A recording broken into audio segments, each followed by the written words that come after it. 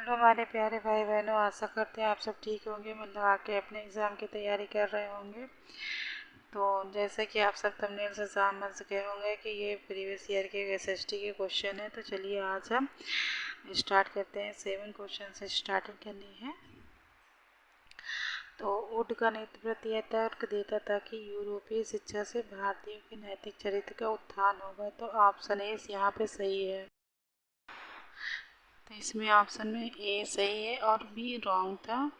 तो चलिए इसकी व्याख्या करते हैं। वुड का घोषणा पत्र यह तर्क देता है कि यूरोपीय शिक्षा भारतीयों के नैतिक चरित्र का उत्थान होगा और पूरब का साहित्य त्रुटि रहित है।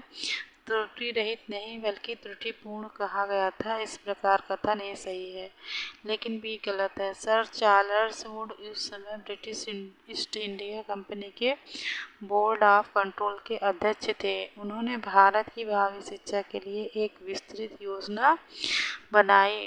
भारत के तत्कालीन गवर्नर जनरल लॉर्ड डलहौजी को 1854 में अपना सुझाव भेजा, जिसे वुड का घोषणा पत्र कहा गया। इसे ही भारत का मैग्ना कार्टा कहा जाता है। नेक्स्ट क्वेश्चन है, निम्नलिखित का मिलान मुगल साम्राज्य के संदर्भ से कीजिए तथा उपयुक्त विकल्प का चयन कीजिए। तो ये है, चौसा का संग्राम हुआ था 1539 ईस्वी में। कन्नौज का संग्राम हुआ था 1540 ईस्वी में। और खानवा का संग्राम हुआ था 1527 ईस्वी में। चंदेरी का संग्राम हुआ था 1528 ईस्वी में।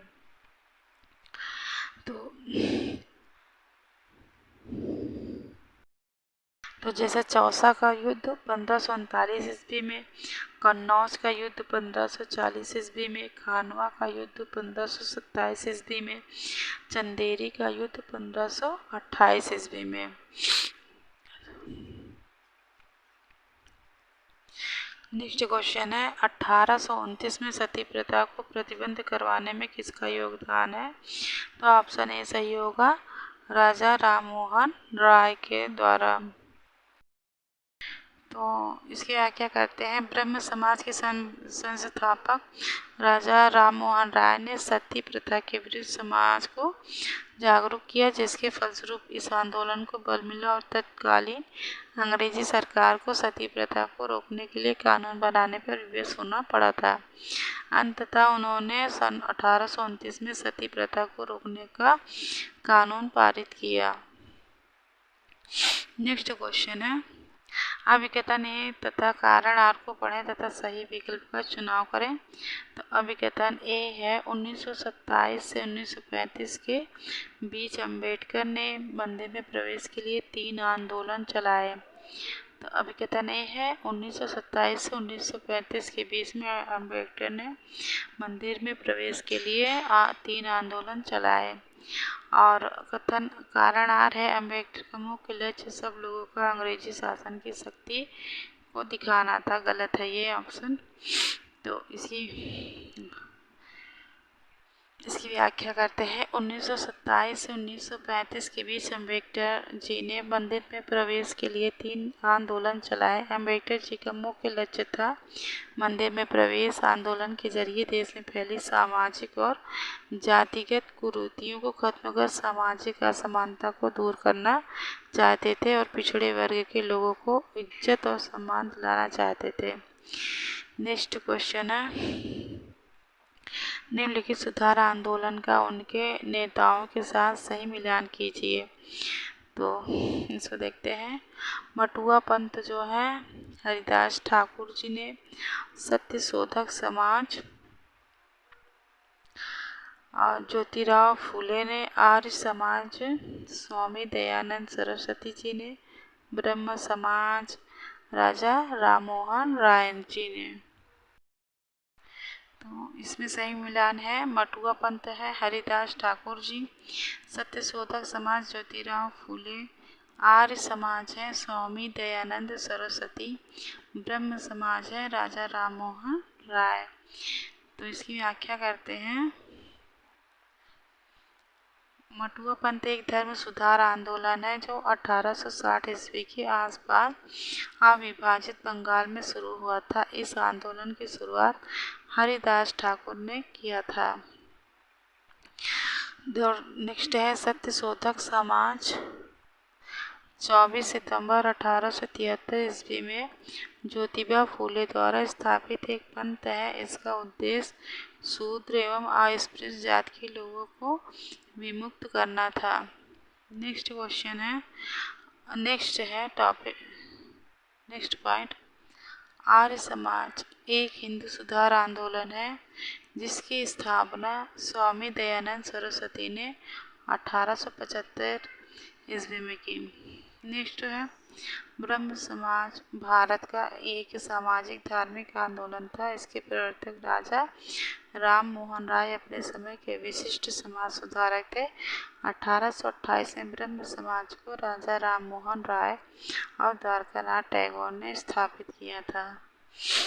तो नेक्स्ट क्वेश्चन है, राष्ट्रवाद के उदय के बारे में दिए गए कथनों को पढ़ें तथा सही विकल्प चुनें। तो 1885 में भारतीय राष्ट्रीय कांग्रेस की स्थापना हुई थी और ऑप्शन बी रॉन्ग है। तो ए सही है और बी रॉन्ग है। इसकी व्याख्या करते हैं। राष्ट्रवादी चेतना का उदय यूरोप में पुनः जागरण काल से ही शुरू हो गया था। 1789 ईस्वी के फ्रांसीसी क्रांति में यह सशक्त रूप से लेकर प्रकट हुआ। 1885 में भारतीय राष्ट्रीय कांग्रेस की स्थापना हुई। भारत में राष्ट्रवाद की शुरुआत 19वीं शताब्दी से शुरू हुई थी।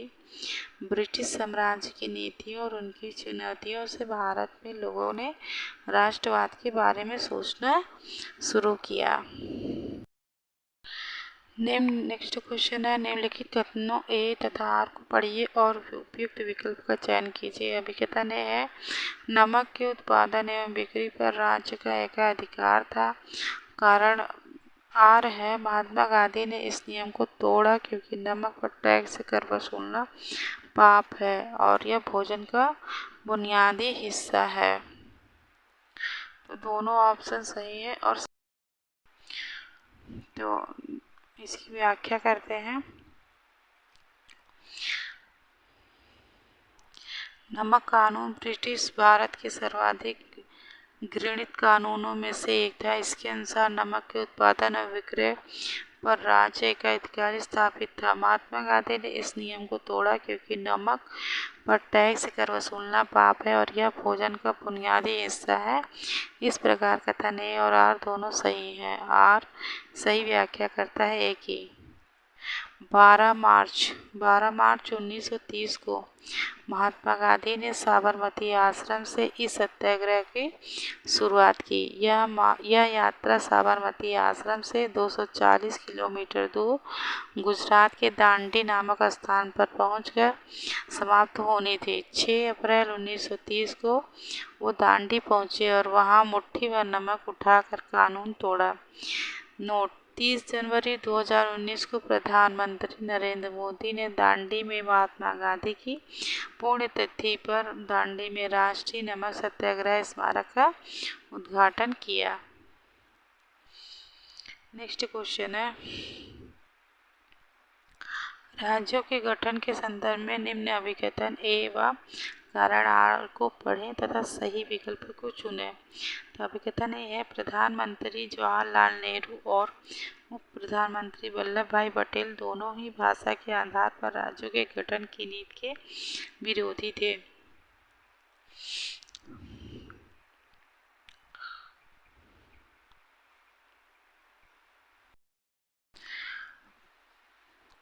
नेक्स्ट है, कारण आर है, राज्य पुनर्गठन आयोग ने 1965 में सुझाव दिया कि असमिया, बंगला, उड़िया, तमिल, मलयालम, कन्नड़ और तेलुगु भाषाइयों के लिए अलग अलग प्रांतों का गठन करने के उद्देश्य से जिलों और प्रांतों की सीमा को पुनः तय किया जाएगा।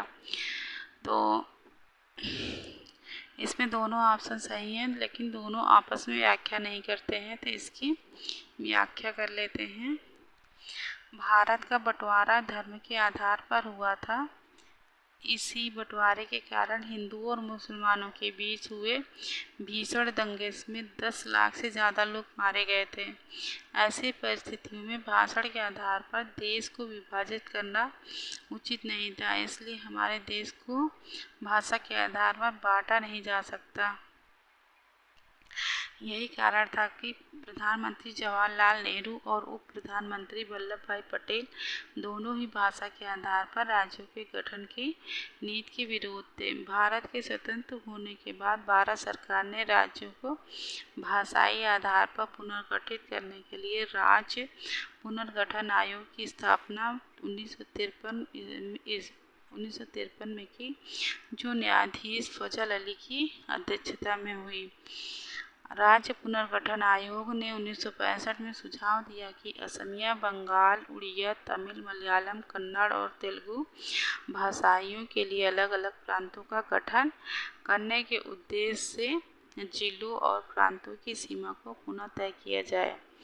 नोट है, एनसीईआरटी में लिखा है कि राज्य पुनर्गठन आयोग ने 1956 में अपनी रिपोर्ट सरकार को सौंप दी थी।